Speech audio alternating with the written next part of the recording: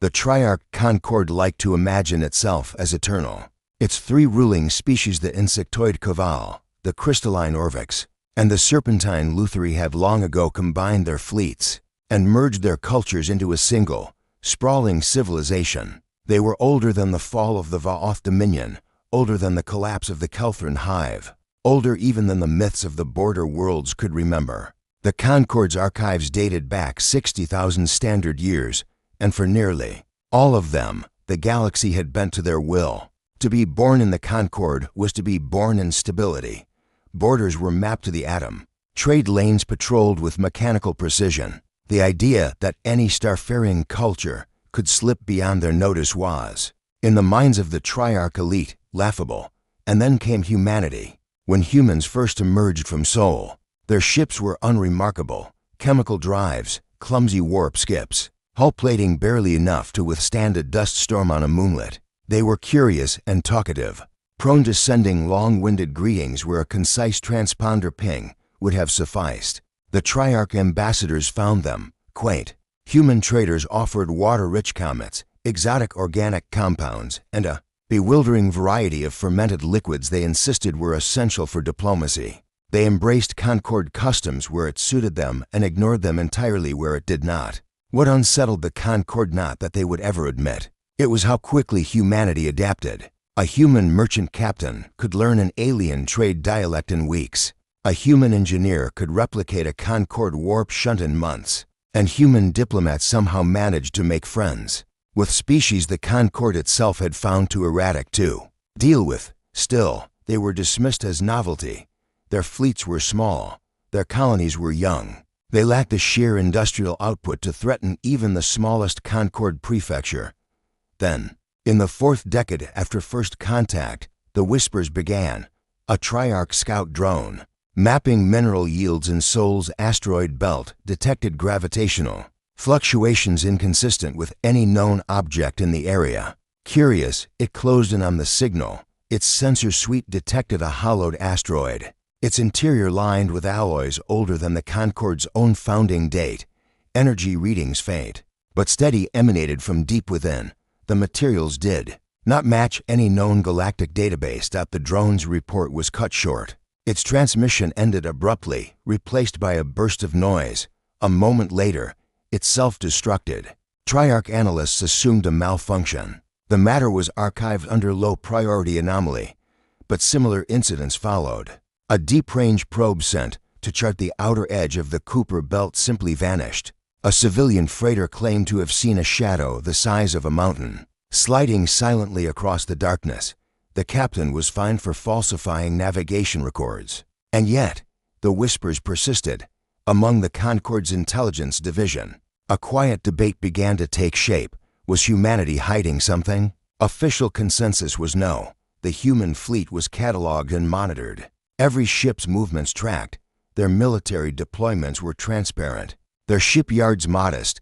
But intelligence officers lived in a world where absence of evidence often meant someone had gone to great lengths to hide the evidence in the first place.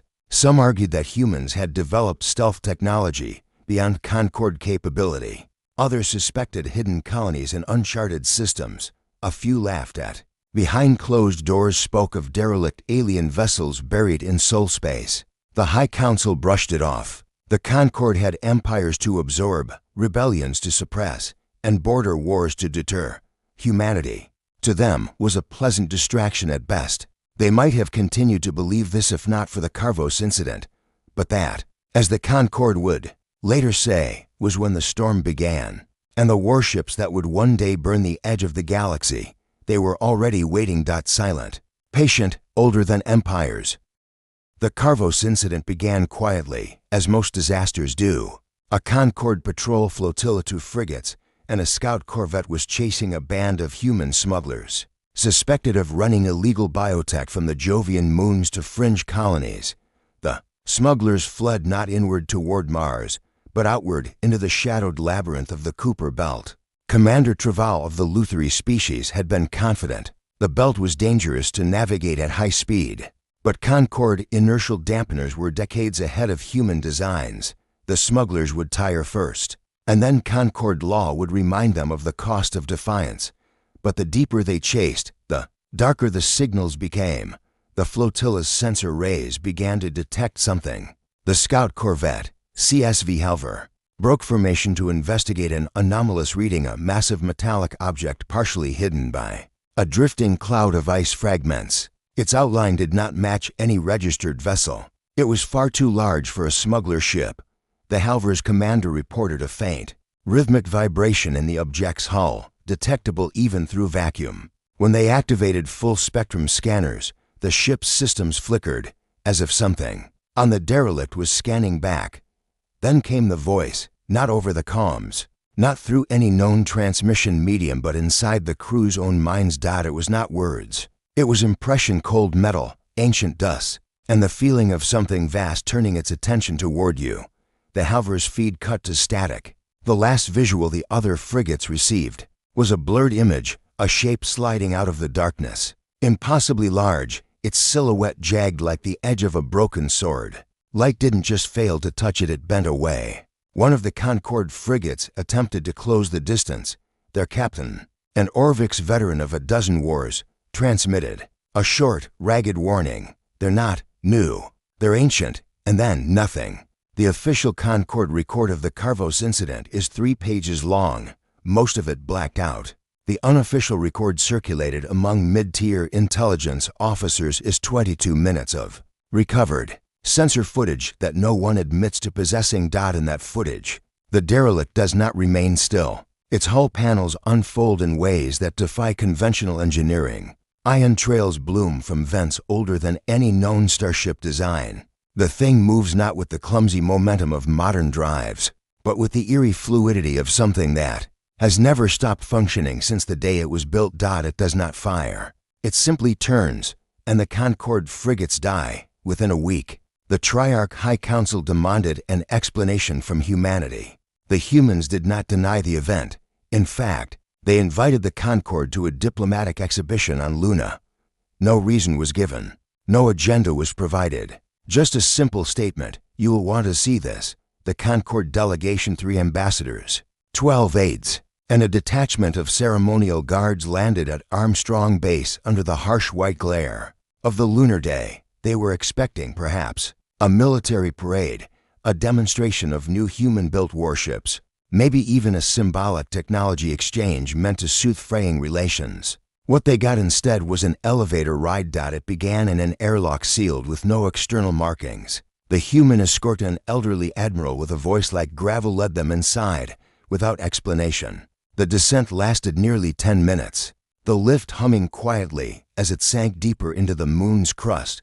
When the doors opened, the ambassadors stepped into a cavern so vast it seemed impossible it could exist beneath Luna without the surface collapsing. And there, stretching away in every direction, were ships, not ships like the Concord's gleaming fleets. With their symmetrical designs and polished hulls, these were titans of another age, massive, irregular, and scarred. Some looked as though they had been forged from entire asteroids. Others bore jagged protrusions like the teeth of extinct predators. Faint lines of energy crawled across their surfaces, glowing a color no Concord species had a name for.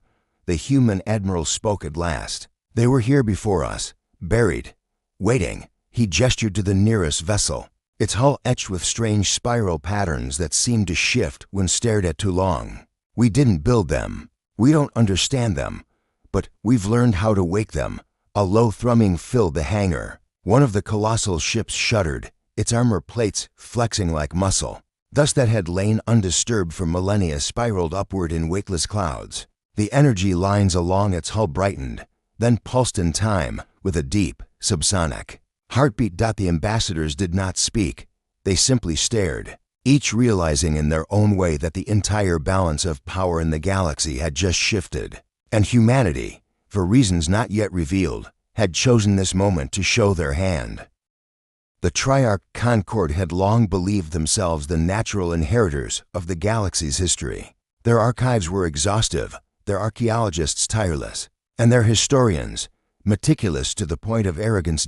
So when humanity began to speak of the first builders, The Concorde dismissed it as myth-making primitive world-building by a young civilization, eager to insert themselves into the galactic stage. But the hangar beneath Luna was no myth, and the warships sleeping there were older than Concorde itself. The story began on Earth, centuries before first contact, in the mid-21st century.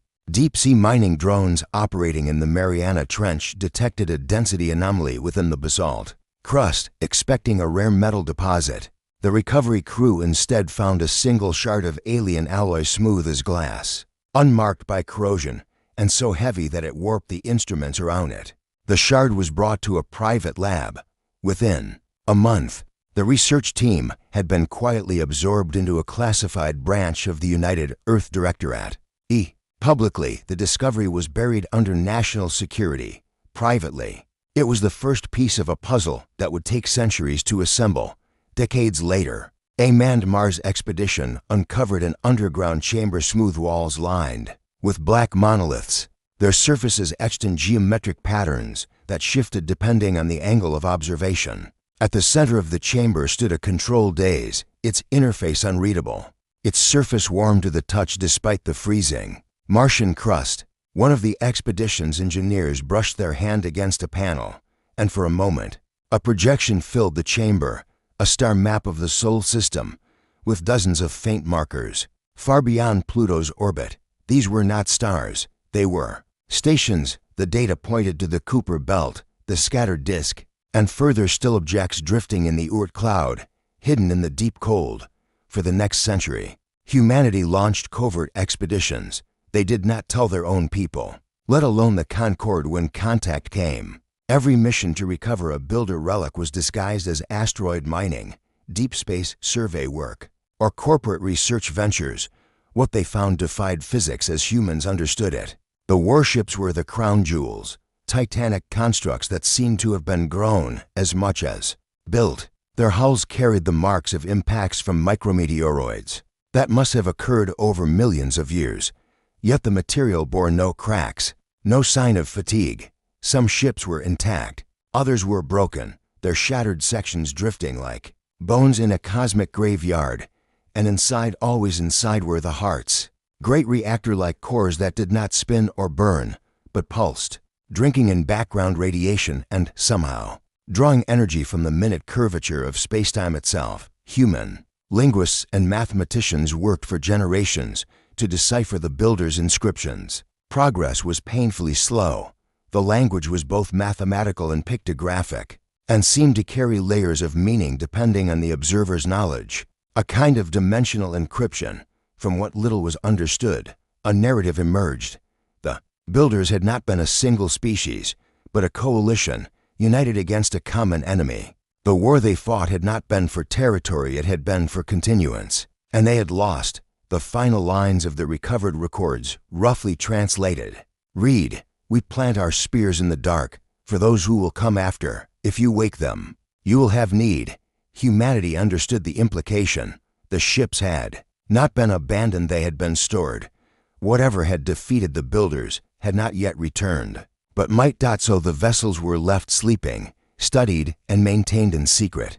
The asteroid belt became a vault, the Kuiper stations watchtowers. Even within humanity's own government, only a few thousand individuals knew the full truth. Entire careers were built around compartmentalized fragments of the project.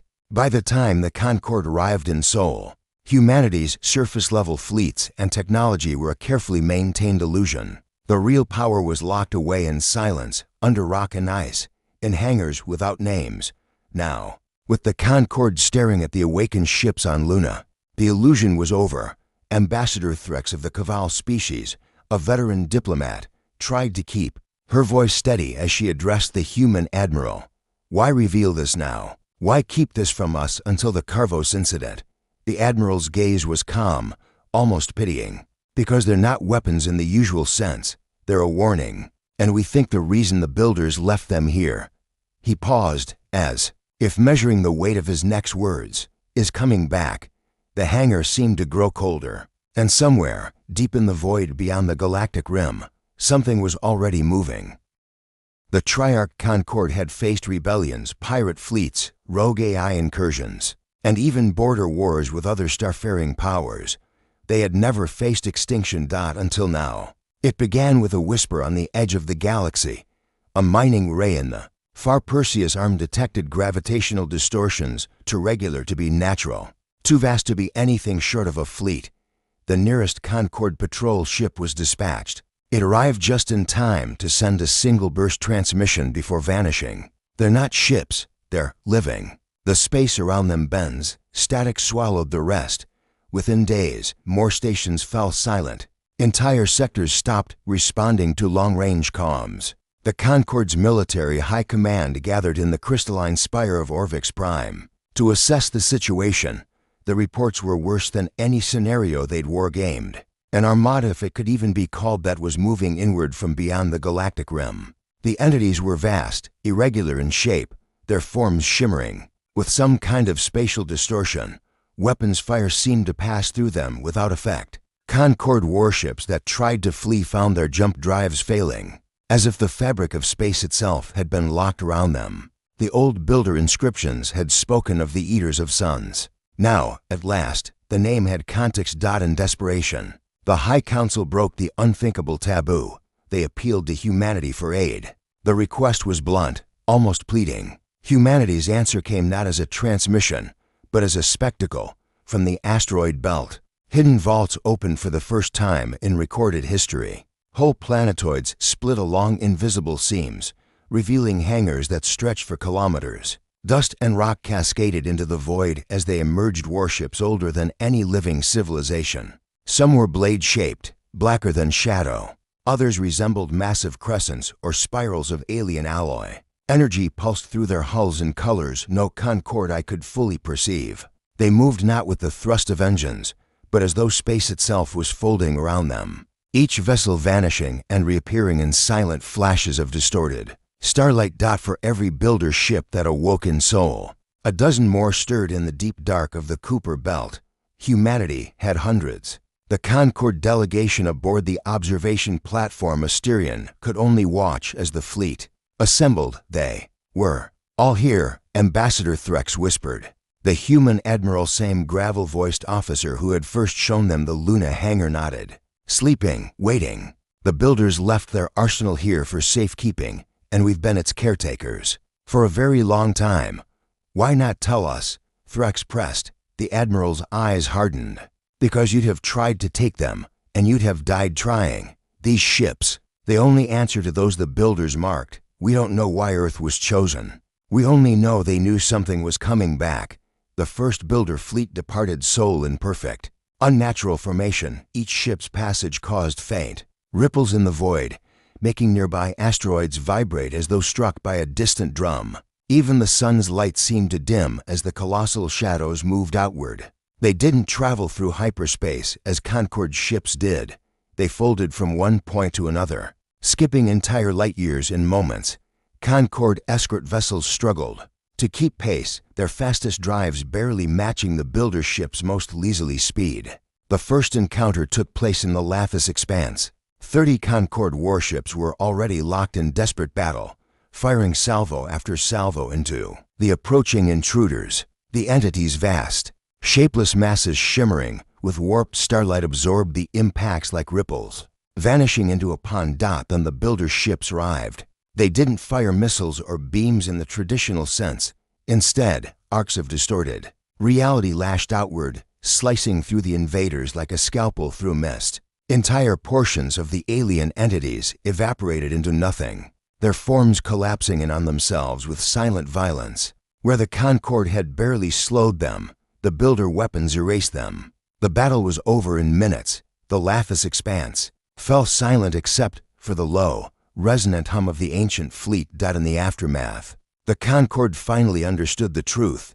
Humanity had not been a young, naive civilization playing at diplomacy. They had been the wardens of a power so old, so alien, that even the galaxy's oldest empires were nothing but temporary tenants in its shadow. Back on Sol, as more builder ships awoke from their millennia-long slumber, the human admiral stood before the Triarch Council's holographic projection. "This isn't just our war," he said quietly. "The builders didn't leave their arsenal here to protect Earth. They left it here to protect everything, and we're going to need every ship, yours, ours, theirs, if we're going to survive what's coming, far beyond the rim.